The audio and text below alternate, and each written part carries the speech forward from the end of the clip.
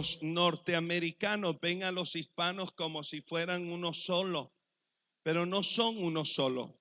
Los hispanos representan diferentes culturas y diferentes naciones. Entonces, aunque en los Estados Unidos piensan que todos los hispanos son mexicanos, yo le pregunto a usted, ¿usted es mexicano? No, tal vez no. No sé si habrá alguno. Pero en realidad vemos gente de Costa Rica allá, gente de Nicaragua, gente de El Salvador, gente de Argentina, gente de República Dominicana. Y aun y cuando parece que hablamos el mismo idioma, no es así. Cuando nosotros llegamos allá, llegamos a evangelizar en unas trailas. Las trailas son como la parte de atrás o el contenedor que llevan los trailers. No son contenedores, pero la forma de la vivienda es como un contenedor. Ahí ubican 2 cuartos o 3 cuartos, una salita, un comedor y una cocinita. Normalmente a veces en esas trailers viven 2 o 3 familias. Eso por el alto costo del pago de una renta, de una casa o de un lugar para vivir. Eso trae muchos conflictos, trae conflictos de peligros para los hijos, trae conflictos en las relaciones de matrimonio y muchas otras cosas más. La gente se va por el sueño americano, pero se encuentra con una pesadilla americana. Pero yo recuerdo que llegamos a una traila a hablar de Cristo Jesús y nos atendió una señora que se llamaba María. Y comenzamos a hablarle acerca del mensaje de Cristo Jesús. En la misma traila comenzamos a ver un señor de bigote de esos como antes, que daba la vuelta a los 2 lados y nos volvía a ver como muy malhumorado. Pasaba así.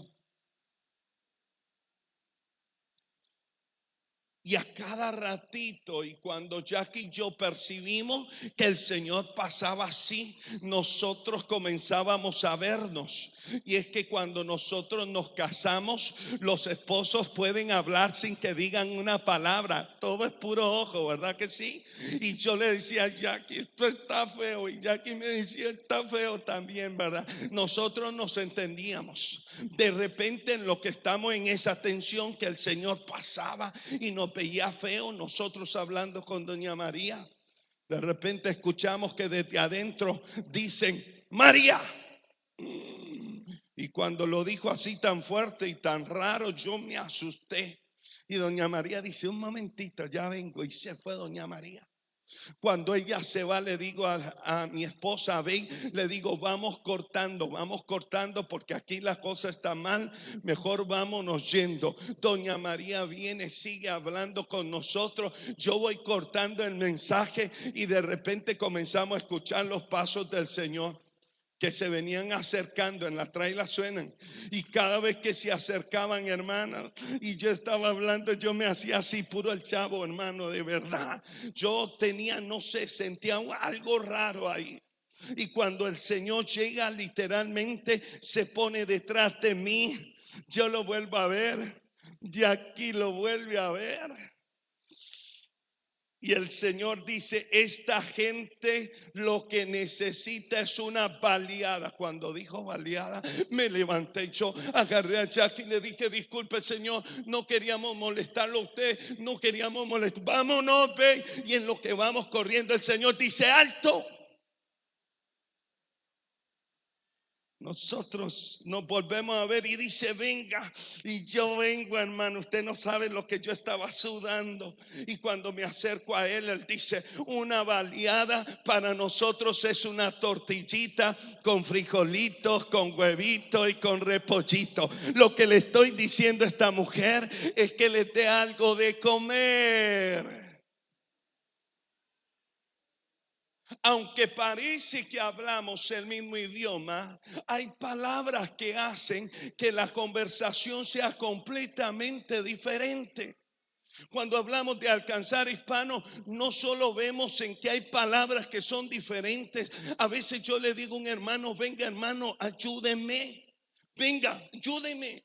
Y de repente viene el hermano y me dice, oiga, ¿qué le hice yo para que me hable tan duro? Y uno nada. Y al otro le dice entonces uno: hermanito, ¿puede venir a ayudarme, por favor? Y llega y dice: yo no soy un niño para que me hable así suavecito. Entonces, hay diversidad de maneras, diversidad de palabras, diversidad de cultura. La comida es diferente. Y nosotros, cuando estamos en nuestros países, pensamos que nuestra comida es la mejor. Pensamos que la manera en que hacemos las cosas es la mejor. Pero no es así. Simple y sencillamente es diferente. A veces uno tiene la noción de que nosotros aquí somos mejor que en otros lugares, y no es así, solo es diferente. Si algo he llegado a aprender, que el lugar en que una persona nace es sagrada, porque ese fue el propósito de Dios. Hay un propósito de Dios en aquella persona, en el lugar que nació, y lo que Dios le va a encomendar a hacer. Eso significa que a veces nosotros decimos: es que la comida en nosotros es muy rica, es que el clima donde nosotros es muy bueno, es que... Pero he aprendido que toda persona y toda nación y toda lengua y toda manera es importante, porque simplemente es diferente. La Biblia dice en Apocalipsis que un día gente de toda lengua y gente de toda nación estarán adorando al Cordero. ¿Puede dar usted un aplauso al Señor? Decirle: Señor, gracias, porque gente de todo el mundo estará ya adorándote. Todos iguales, todos con el mismo valor, pero todos con el mismo propósito. Hoy en día hay más de 60 millones de hispanos. 60 millones es lo que está en estadística. Pero usted sabe que mucha gente está dentro de Estados Unidos y no los han contado. Hay una gran necesidad. Es un país que necesita gente que pueda predicar a Cristo. Pero de la misma manera que Estados necesita gente que predique de Cristo, Costa Rica necesita que se predique a Cristo.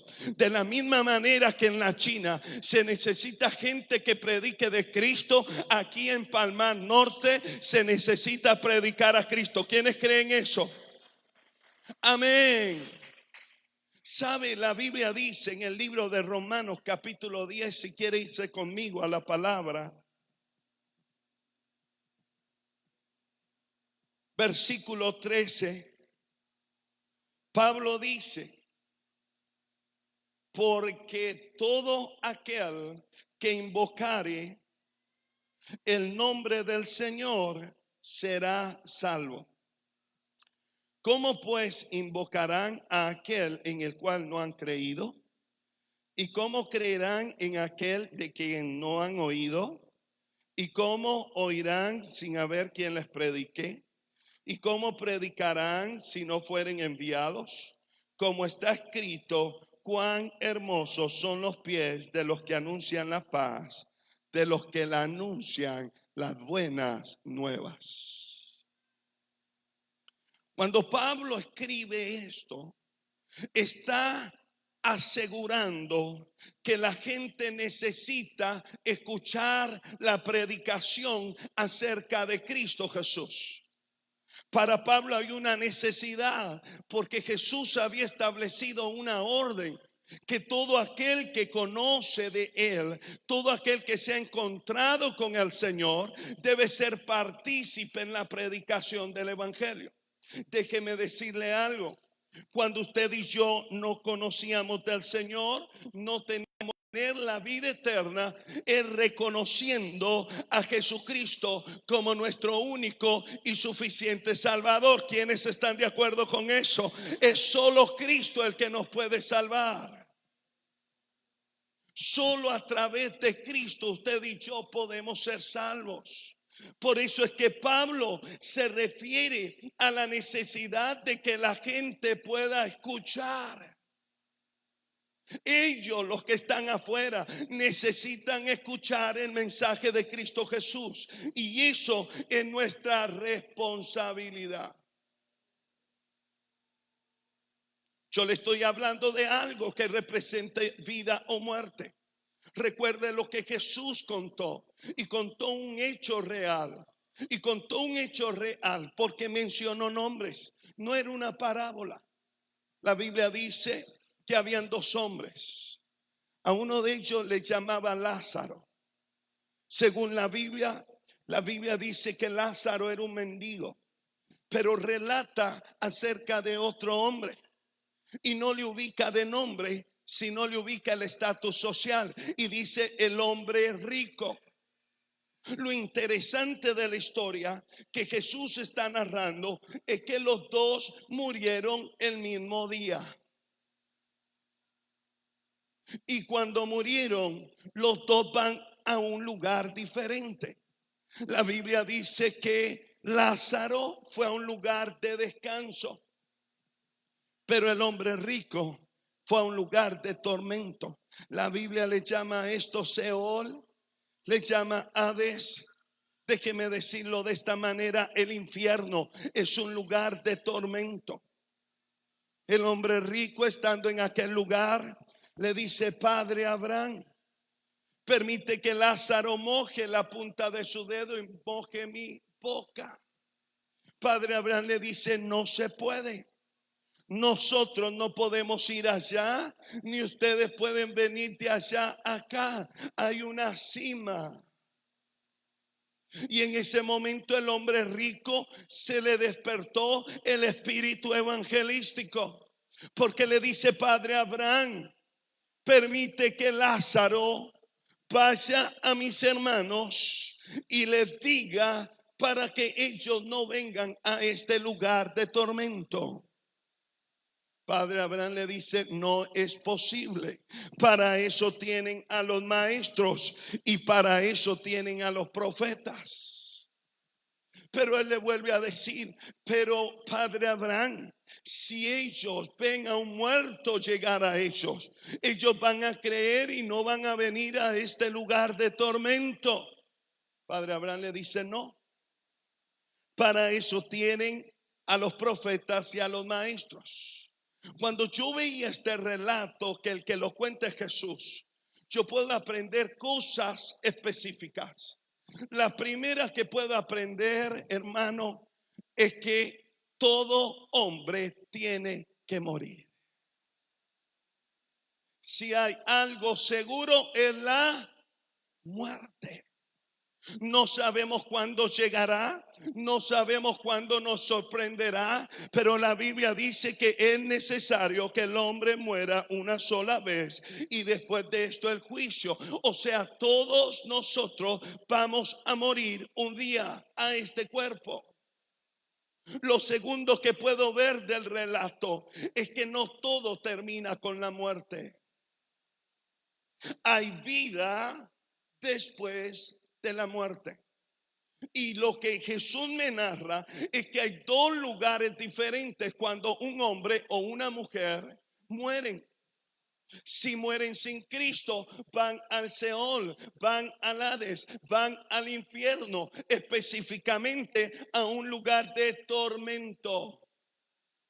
Pero si mueren en Cristo, van a un lugar de descanso. El que muere sin Cristo estará en ese lugar de tormento hasta que se dé el juicio, y después del juicio será la condenación eterna en el lago de fuego y azufre. Pero si la gente muere en Cristo, la Biblia dice en Tesalonicenses que cuando suene la trompeta, los muertos en Cristo resucitarán primero. Y luego los que hayamos quedado vivos nos reuniremos en las nubes con Cristo Jesús para vivir con Él por toda la eternidad. Entonces, cuando yo le hablo de que la gente que está afuera necesita escuchar el mensaje, es porque es un asunto de vida o de muerte eterna. Si usted no habla, ellos no van a escuchar. Si usted no comparte el mensaje, ellos no van a tener la oportunidad de escuchar el mensaje y tomar una decisión ante el mensaje. Hay responsabilidad suya y mía como iglesia. Cuando yo trabajaba con jóvenes en la iglesia central, en la Castellana, un sábado en la tarde, un joven llegó llorando literalmente. Y me decía, Sammy, fue mi culpa, fue mi culpa, fue mi culpa. Yo me asusté en la manera en que él me dijo eso, porque yo dije, Dios mío, ¿qué hizo este muchacho? Cuando él comienza a relatarme, él vivía en Pavas, en Lomas del Río. Y me dice, Sammy, yo me subí al autobús, me senté al lado de la ventana y el bus comenzó su trayecto. Yo venía para el culto. En una de las paradas que el autobús hizo, se levantó un joven y entró a este lugar, al bus. Un joven como yo. Y se sentó, y cuando él se sienta, el Señor me dice, ve y dile que yo le amo. Yo le dije, Señor, no, ¿cómo le voy a ir a decir que tú lo amas? Señor, hoy no es día evangelístico.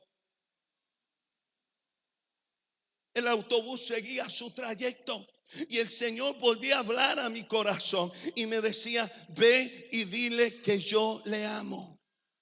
Y yo le decía, Señor, no tengo ganas, hoy emocionalmente no estoy bien, no tengo el ánimo correcto para hablar. No, Señor. Este joven llevaba una lucha en aquel autobús. El Señor le volvió a decir, ve y dile que yo le amo. Él decía, no, Señor, con costos tengo ánimo para ir al servicio, no más. De repente, cuando el autobús va llegando a Semaco, cerca del Estadio Nacional, en esa calle ancha, y el bus se va deteniendo, el Señor le dice, ve y dile que yo le amo. En la lucha, el joven comienza a levantarse. Y en lo que él se levanta, el otro joven se levanta. Cuando el joven de la iglesia lo ve, dice, bueno, Señor, yo lo iba a hacer. El que se va es él. Y se sienta. Pero siguió viendo al joven con sus ojos. Aquel joven baja del autobús y de repente quiere pasar a la otra acera y comienza a correr. Pero no vio que al lado izquierdo del autobús venía un automóvil a alta velocidad y aquel joven cae metros allá del carro. Cuando el joven de la iglesia ve esto, dice, no puede ser, Señor, y sale corriendo, baja la grada y llega donde está el muchacho y le levantaba la cabeza y le decía, Cristo te ama, Cristo te ama, Cristo te ama. Y me vuelve a ver a mí y me dice, pero Sammy, estaba muerto, estaba muerto. El Señor me dijo que le hablara y no lo hice. Cuando él me daba este relato, mi corazón se estremecía. Y el Señor ponía en mi corazón en que había responsabilidad en aquel joven, que teniendo la tarea de compartir el mensaje, no lo había hecho. La diferencia entre aquel joven de mi iglesia y nosotros es que tal vez muchas veces, pudiendo hablar de Cristo, no lo hemos hecho. Tal vez no hemos podido ver el destino de los que pudimos hablarles si no lo hicimos. Tal vez hay algunos que estén vivos, pero ¿qué de aquellos que murieron? La Biblia dice que si una persona muere sin Cristo, su destino eterno será la condenación eterna. La única manera para que ellos no sean condenados es que reciban a Jesús y vivan a Jesús. Y esto es nuestra responsabilidad. La Biblia dice en el libro de Mateo capítulo 28, del versículo 18 en adelante, Jesús dice, Toda potestad me ha sido dada en el cielo y en la tierra. Lo que Jesús está diciendo, oigan, escuchen ustedes, yo tengo toda autoridad, yo tengo toda potestad en el cielo y en la tierra. Pero viene y les dice a los discípulos, por tanto, id y hacer discípulos. Por tanto, id y hacer discípulos.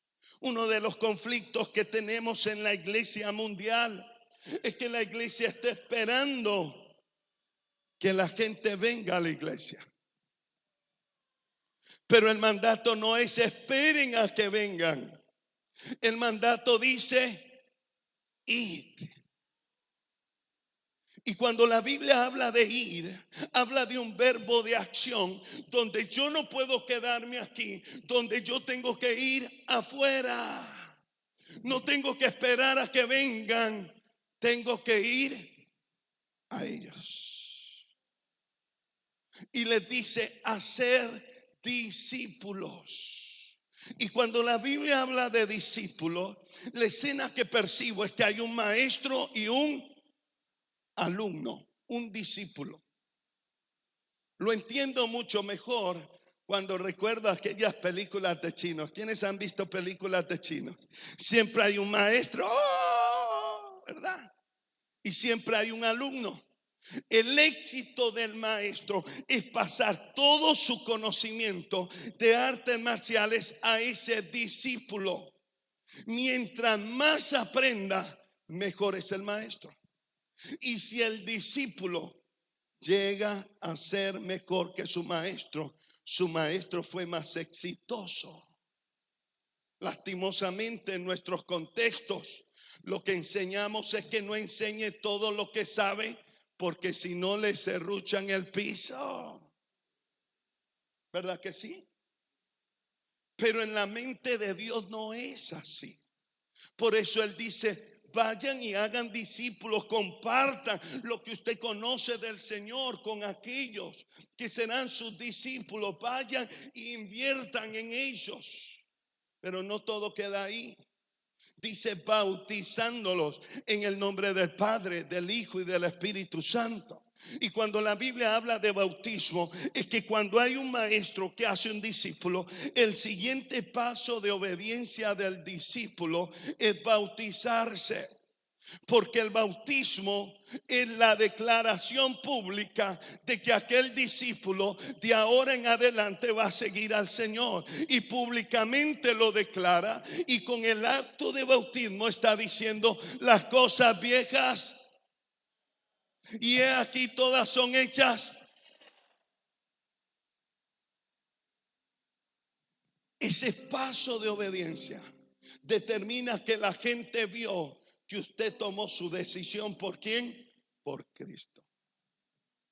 Pero el pasaje no queda ahí, porque dice enseñándoles. Diga conmigo enseñándoles. Enseñándoles que guarden todas estas cosas que os he mandado. Cuando yo leí este pasaje hace unos años atrás, yo decía, Señor, enseñándole, lo más seguro quieres afirmar la idea de un maestro y un alumno que pasa su conocimiento. Pero cuando leo el diccionario, la palabra que dice enseñándolo, dice que enseñar significa dar ejemplo. Y cuando yo leí eso, esto me pegó a mí. Porque somos muy buenos como cristianos diciendo cómo se debe vivir la vida cristiana. Pero somos muy deficientes en la práctica. La mayor queja del mundo es que hablamos de hacer las cosas buenas, pero no las vivimos. Cuando el Señor está plasmando esta palabra, la está plasmando después de haber resucitado, de aparecerse a sus discípulos, de que sus discípulos le dijeran, Señor, quédate con nosotros. Jesús quiso dar esas palabras porque eran palabras que tenían que estar en nosotros todos los días de nuestra vida, donde no solo tenemos que hacer discípulos, sino tenemos que modelar cómo debe vivir un discípulo. Y la Biblia dice, y he aquí, diga conmigo, he aquí, yo estaré con vosotros hasta el fin del mundo. Gloria a Dios. A veces cuando la gente tiene un problema le decimos nosotros, no se preocupe, el Señor dijo que va a estar con usted todos los días hasta el fin del mundo. Eso es erróneo, porque esa es una promesa para los que hacen el requerimiento. Déjenme preguntarle hoy, ¿quiénes quieren que el Señor esté con usted todos los días hasta el fin del mundo? Amén. Entonces tiene que hacer lo primero, que es ir y hacer discípulos a todas las naciones. Y cuando habla a todas las naciones, habla desde este lugar, desde su casa, desde el trabajo, desde su escuela. Ayudarles para que se bautice y posteriormente usted ser un ejemplo para ellos. Y el Señor ha prometido que va a estar con usted todos los días hasta el fin del mundo. Esto es lo que conocemos como la Gran Comisión. La Gran Comisión para usted y para mí que somos la iglesia no es una opción, es una orden. Y cuando hay una orden, ¿qué es lo que tenemos que hacer nosotros? Obedecer. Obedecer. No hay excusa para decir yo no puedo. El joven de mi iglesia no tenía excusa con decir estoy mal, no me siento bien, no tengo cualquier excusa que pudiese tener. No es válida porque hay una orden del Señor que dice que tenemos que ir y hacer discípulos. Usted y yo tenemos que predicar del Señor. Esa tarea no es solo para nuestros pastores. Esa tarea no solo es para los líderes. Esa tarea es para todo aquel que ha recibido la salvación por gracia, porque la salvación es por gracia. Pero después de ser salvos, asumes una tarea, asumes una responsabilidad. La responsabilidad de compartir con otros el mensaje de Cristo Jesús. Pero cuando usted y yo compartamos el mensaje, usted y yo lo tenemos que hacer llenos del Espíritu Santo.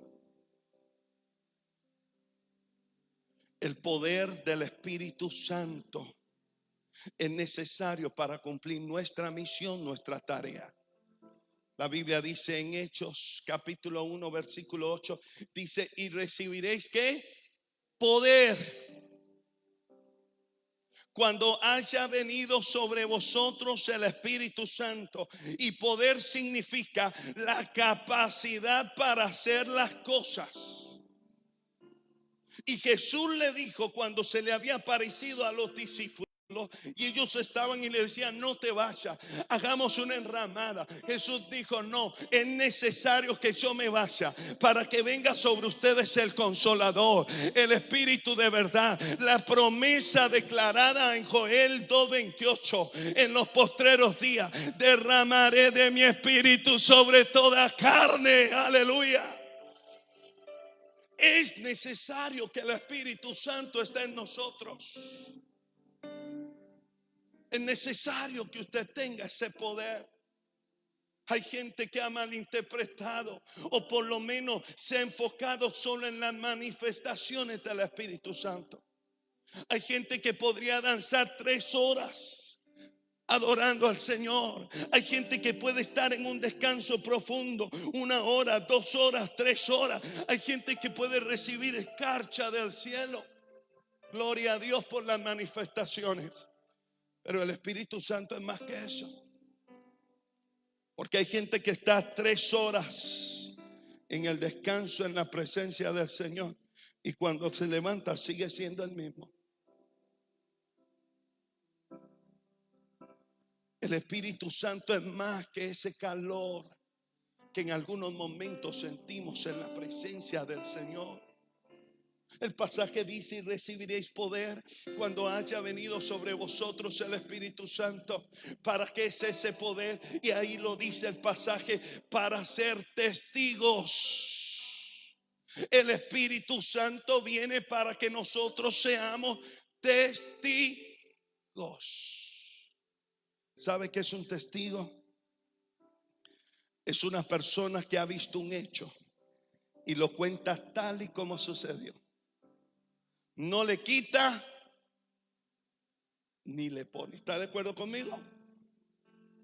Cuando yo tenía 5 años, hace unas semanas atrás, me quitaron todos los dientes de arriba.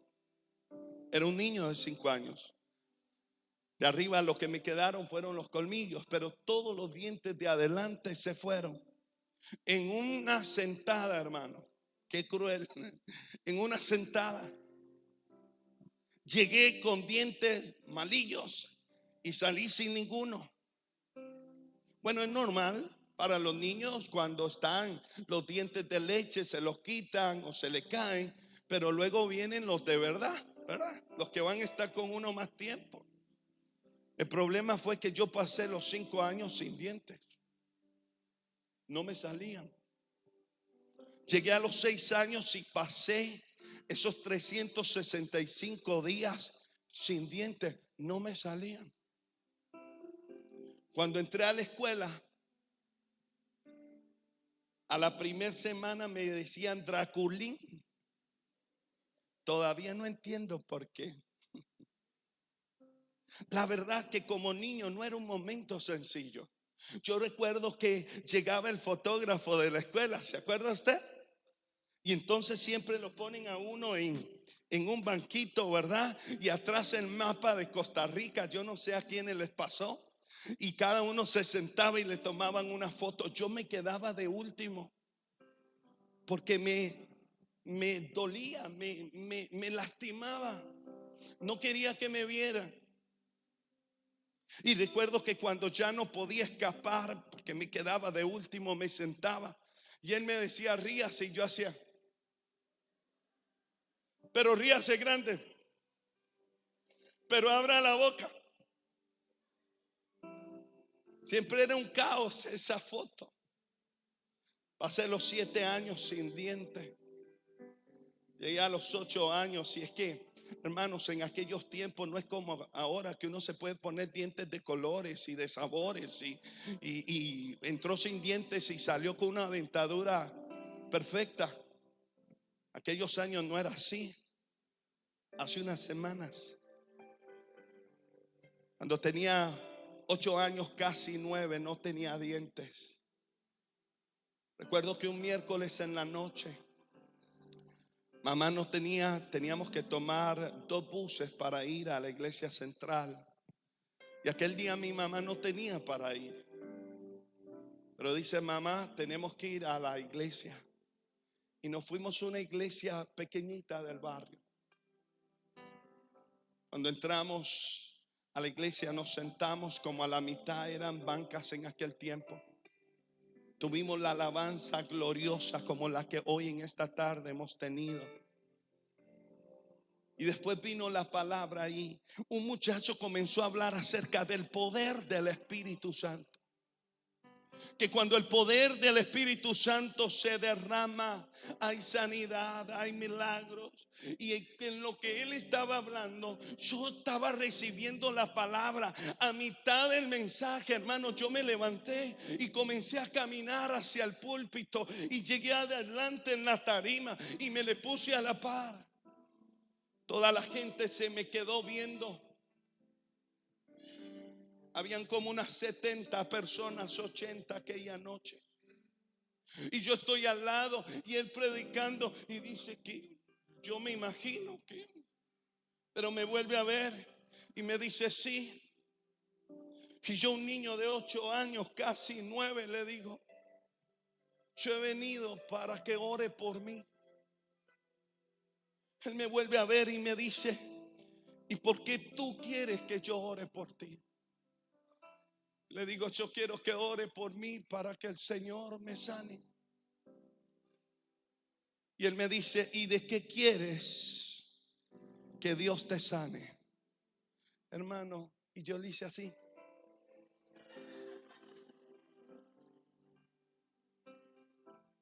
El muchacho no aguantó la risa y la iglesia tampoco.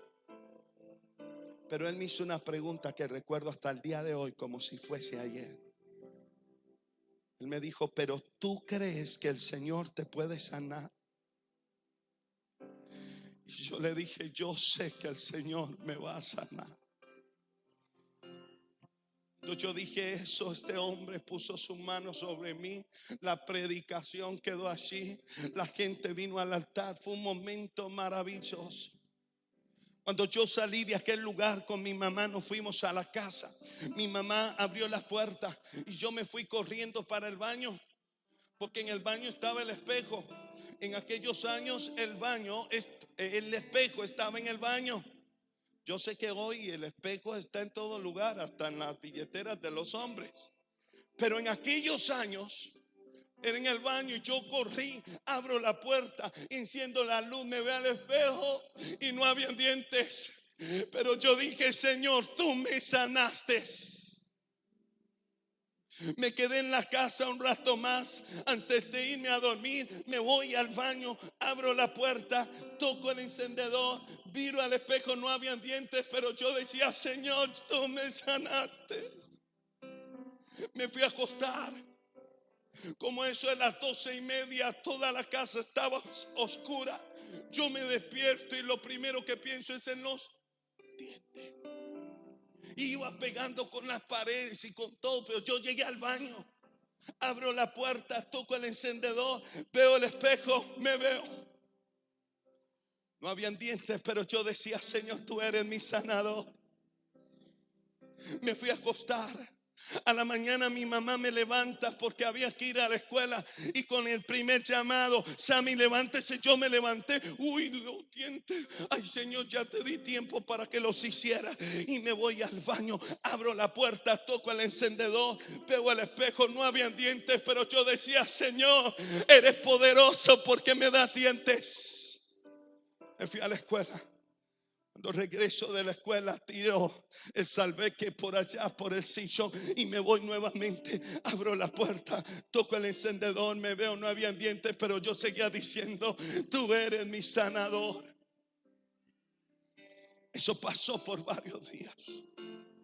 Pero recuerdo que un viernes a mediodía, después de comer un plato de arroz y huevos que había hecho mami, yo me voy al baño.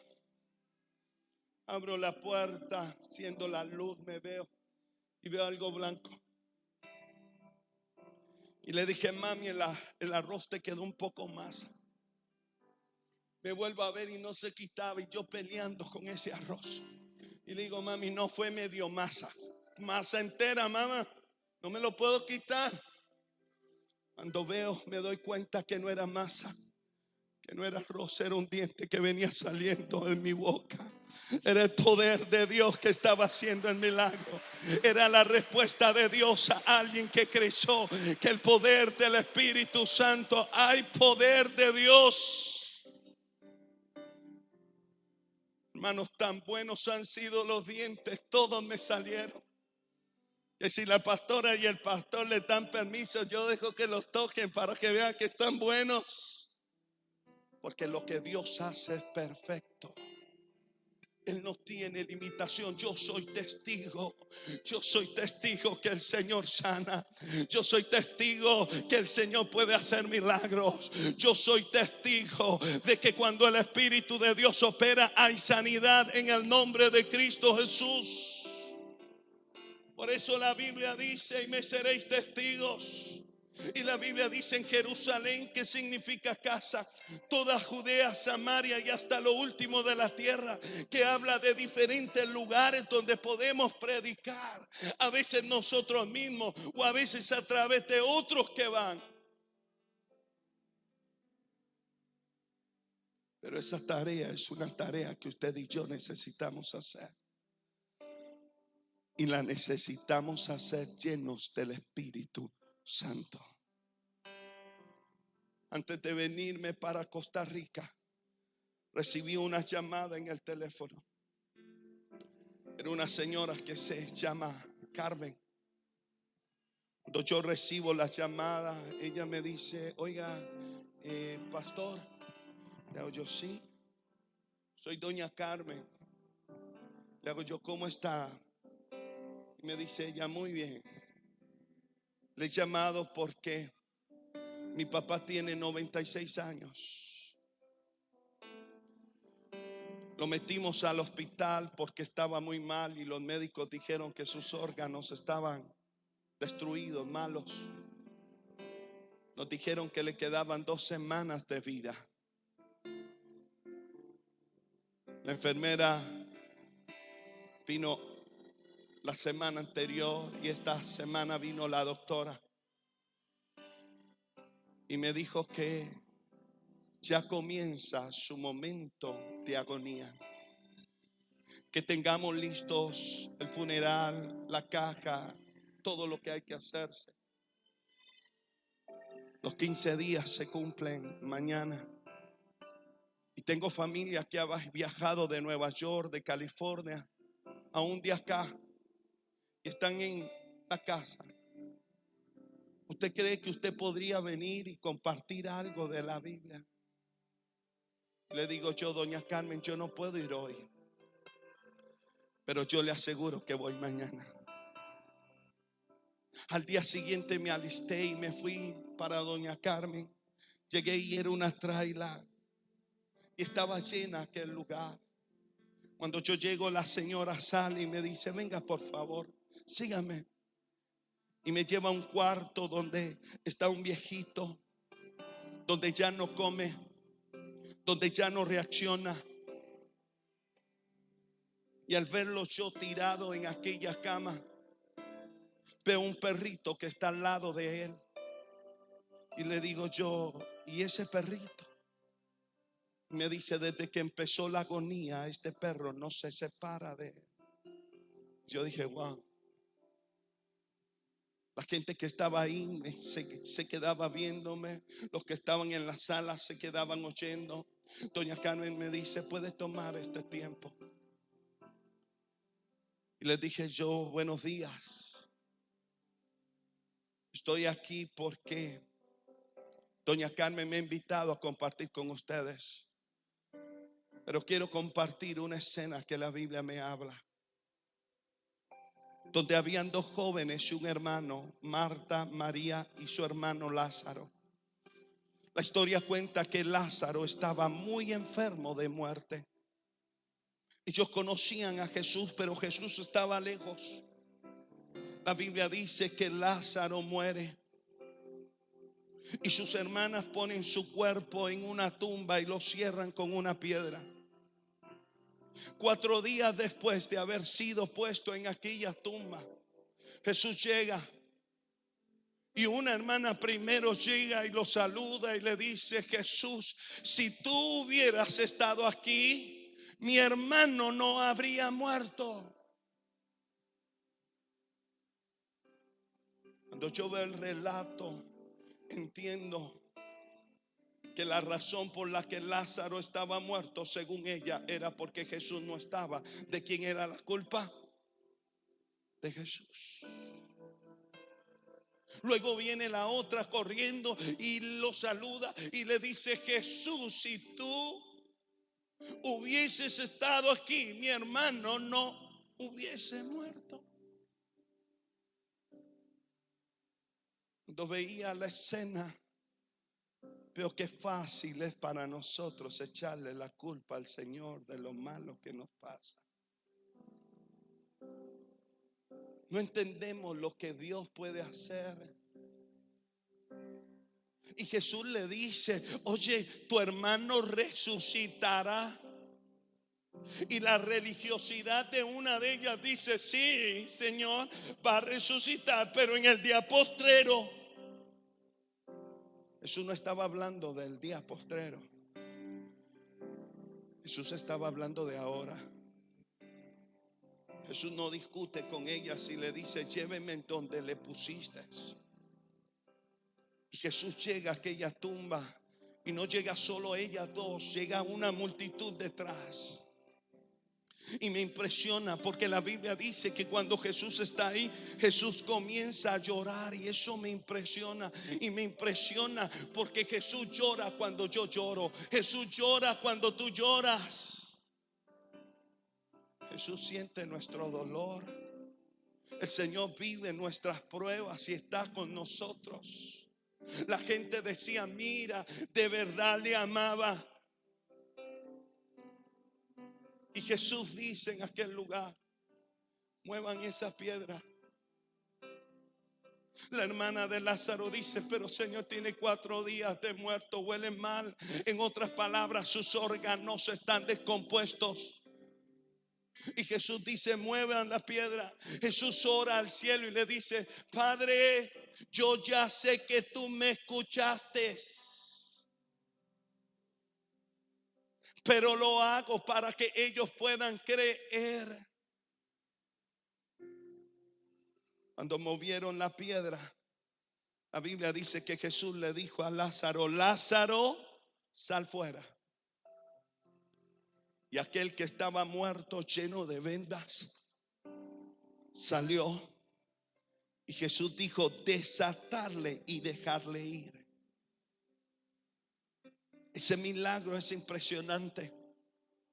Jesús pudo hacer que un muerto, que órganos descompuestos, después de 4 días de estar ahí, se reconstruyera y aquel hombre muerto volviera a la vida. Es un gran milagro. Pero yo quiero preguntarle algo. Si Jesús tuvo poder para levantar a un muerto en esas condiciones, ¿usted no cree que también Jesús tenía poder para decirle a la puerta, muévete? A esa piedra, muévete. ¿Quiénes creen que sí? Pero no lo hizo. Porque el Señor, para hacer un milagro, necesita que haya algo que nosotros hagamos. Jesús necesita que el hombre pueda mover la piedra. Cuando yo estoy en aquella habitación, les digo, hoy este momento es un momento de Dios, donde Dios puede hacer milagros, y el mayor milagro es encontrarse con Él, es salvación. Este momento es importante, porque muchas veces esa piedra es nuestro orgullo. A veces nuestra piedra es decir, es que no estoy preparado para recibir al Señor. A veces la piedra es ese pensamiento que dice, no, yo no quiero hacer lo bueno, mejor no lo busco para no ser hipócrita. A veces esa piedra es la falta de reconocer que hemos pecado y necesitamos pedirle a Dios que nos limpie de pecado. Yo le digo a los que están ahí, hoy el Señor quiere que tú le recibas en tu corazón, pero para hacerlo tienes que mover tu piedra. Tienes que decir, voy a reconocer mi condición y le voy a pedir a Él que me ayude. Cuando yo les dije esto, comencé a hacer la oración para recibir al Señor como Salvador. Y ellos comenzaron a levantar su mano, a decir, yo quiero, yo quiero, yo quiero. Cuando terminamos a hacer la oración, yo me fui al oído del abuelito. Para muchos ya estaba yéndose, porque estaba agonizando, y era verdad. Pero yo he creído siempre que Dios puede dar una oportunidad aún en el último momento. Le dije, abuelito, hoy el Señor te da una oportunidad para encontrarse con Él. La Biblia dice que si lo recibimos, nos asegura que tendremos vida eterna. Por eso yo quiero decirte, ¿quieres recibir a Jesús? Si tú quieres hacerlo, yo comencé a hacer la oración del pecador. Aunque él no me respondiera, Dios le podía estar dando esa oportunidad. Cuando terminé de hacerlo, les dije, ¿sabe? El Dios que yo creo es un Dios que tiene control sobre la vida, pero tiene control sobre la muerte. Es un Dios que puede acortar los días o puede extenderlos si es su voluntad. Por eso yo voy a orar por abuelito. Padre, en el nombre de Jesús, yo creo que tú tienes poder sobre la vida y sobre la muerte. Los médicos han dicho, Señor, que él ya está su destino, la muerte. Ya ha iniciado el proceso. Pero si es tu voluntad, yo creo que tú puedes sanarle. Padre, en el nombre de Cristo Jesús, haz un milagro sobre su vida en tu voluntad. Amén y amén. Cuando terminé me fui de aquel lugar. 2 días después vuelvo a recibir la llamada del mismo número. Y contesto y me dice, soy Carmen. Y le hago yo, ¿cómo está doña Carmen? Y la verdad que vino un pensamiento a mi mente que dice, quiere que haga el funeral. Pero él habló a mi espíritu y me dice, oh, yo soy el Dios que doy o quito vida. Cuando yo percibo eso en mi corazón, conecté la mente con la boca, porque a veces no la conectamos. Y entonces no le dije nada a ella. Y le dije, y cuénteme, ¿cómo está su papá? Y me dice, mi papá está muy bien. Pastor, cuando usted se fue, a los minutos mi papá abrió sus ojos y dijo que tenía hambre. Y le dimos comida, comenzó a comer. Esa misma noche se levantó y anduvo por la casa. Al día siguiente, pastor, anda por el patio de la casa. Y le digo yo, gloria a Dios porque Dios tiene poder. Gloria a Dios porque Él es digno de toda adoración, de toda gloria, de toda confianza. Él es digno de loor. La semana pasada, estando en Costa Rica, recibo la llamada y veo que es doña Carmen. Y le digo, ¿cómo está doña Carmen? Y me dice, muy bien. Y le digo yo, ¿cómo está su papá? ¿Cómo está el abuelito? Y me dice, pastor, no podría estar mejor, porque los médicos dicen que no tiene ningún órgano bueno. Pero mi papá ahorita está en Nueva York y después va a California, porque le anda diciendo a la familia que el Dios que conoció le ha extendido los días, le ha dado vida y tiene poder.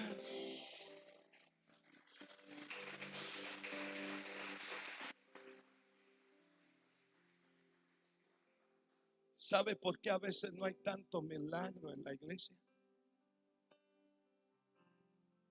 ¿Sabe por qué?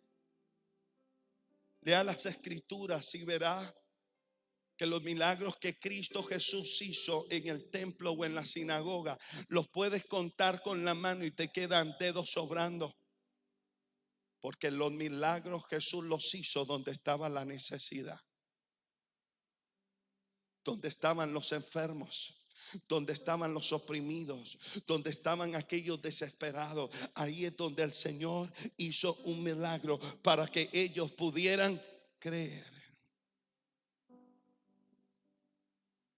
Ellos deben de oír. Y la responsabilidad de que ellos oigan es suya y mía como la iglesia de Cristo. La responsabilidad para que la gente crea es cuando hay un hijo de Dios, una hija de Dios que decide ir afuera y declarar que hay vida en Cristo Jesús. No hay nadie más en que haya salvación sino en Cristo Jesús. Yo quiero pedirle que usted se ponga de pie y cierre sus ojos por unos minutos. Oh Espíritu de Dios, si los hermanos de la alabanza, adoración pueden pasar. Este es un tiempo determinante. Este es un tiempo tuyo con Dios. Yo quiero que por un minuto tú dejes de ver lo que sucede alrededor y te concentres tú y Dios.